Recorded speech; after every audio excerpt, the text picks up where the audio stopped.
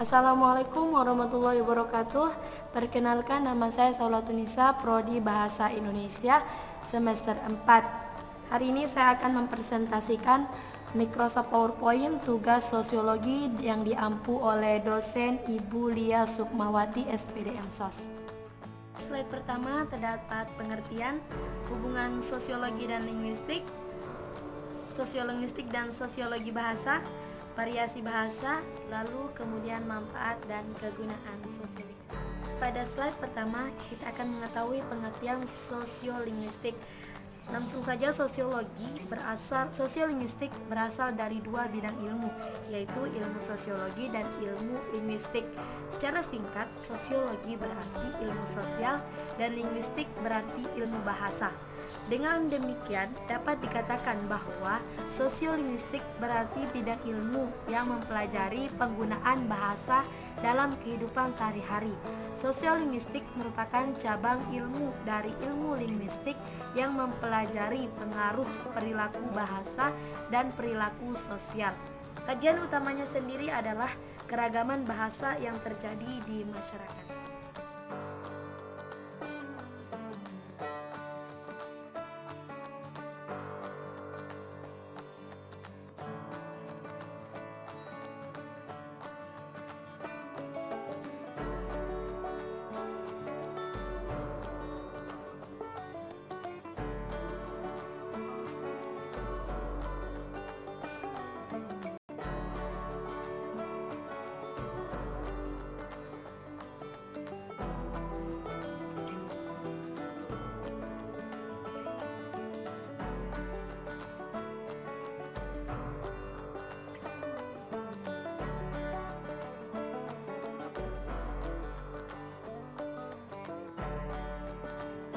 Di slide kelima ada variasi bahasa.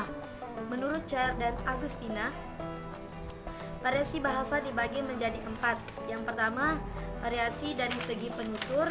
Kedua, variasi dari segi pemakaian.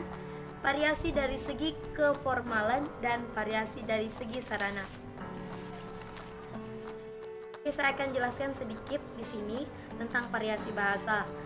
Satu, variasi dari segi penutur dibagi menjadi 4 bagian. Yang pertama, variasi idiolek yang bersifat perorangan, berkaitan dengan warna, berkaitan dengan warna suara, pilihan kata, gaya bahasa, susunan kalimat dan lain sebagainya. Contoh dari variasi idiolek yaitu bahasa atau gaya khas tersendiri yang dimiliki oleh orang tersebut. Lalu yang kedua ada variasi dialek, variasi bahasa dari sekelompok penutur yang jumlahnya relatif. Contohnya, dalam suatu kampung pasti memiliki dialek yang berbeda walau mungkin bahasanya sama.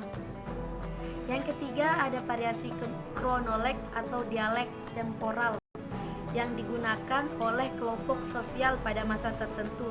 Contohnya seperti pada acara-acara tertentu.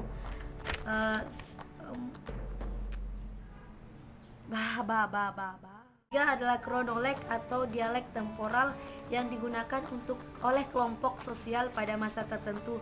Contohnya mungkin pada acara-acara tertentu yang menyanyikan tembang atau bahasa-bahasa yang biasa tidak digunakan dalam sehari-hari. Yang keempat ada sosiolek atau dialek sosial yang berkaitan dengan status golongan atau kelas sosial masing-masing. Seperti misalkan pada kasta sosial bangsawan yang memiliki bahasa tersendiri untuk berkomunikasi yang seperti kita kenal dengan bahasa halus. Sedangkan pada kelas sosial yang bukan bangsawan memiliki bahasa-bahasa keseharian tersendiri dari mereka.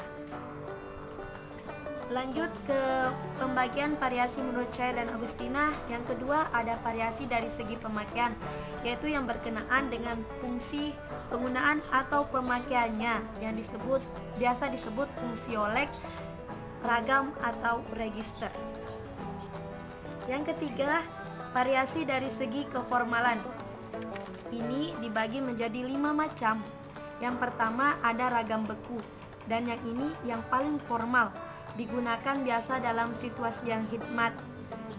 seperti upacara kenegaraan, khotbah, tata cara pengambilan sumpah, dan lain sebagainya. Lanjut kedua, ada ragam resmi atau formal saja yang digunakan pada pidato kenegaraan, rapat dinas, ceramah keagamaan, dan lain sebagainya. Yang ketiga, ragam usaha atau konsultif yang lazim digunakan dalam pembicaraan biasa di sekolah atau rapat-rapat biasanya.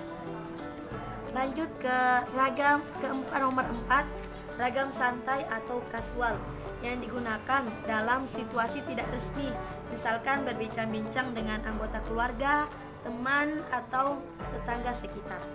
Yang kelima, ragam akrab atau intim yang digunakan oleh para penutur yang hubungannya sudah akrab tentunya dengan pembicara, misalkan dengan sahabat, anggota keluarga, orang tua, ibu, saudara, dan lain sebagainya. Lanjut ke pembagian variasi bahasa menurut Chaya dan Agustina. Yang nomor 4, ada variasi dari segi sarana. Variasi dari segi sarana terdapat ragam lisan dan ragam tulis. Dalam berbahasa lisan, kesalahpahaman atau kesalah pengucapan pengertian dapat diperbaiki langsung atau diralat secara langsung. Sedangkan dalam bahasa tulis, kita harus lebih teliti dan memberikan perhatian agar kalimat-kalimat yang tersusun dapat dipahami oleh pembaca dengan baik. Dan di slide terakhir ada manfaat sosiolinguistik.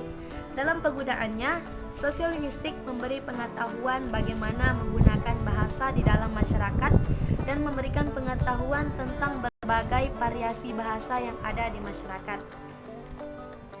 Lalu kesimpulan dari tugas sosiolinguistik ini ialah sosiolinguistik sendiri memberikan pengetahuan terhadap kita semua tentang bagaimana kita dapat menempatkan diri dalam penggunaan bahasa kita ketika berada pada masyarakat tertentu.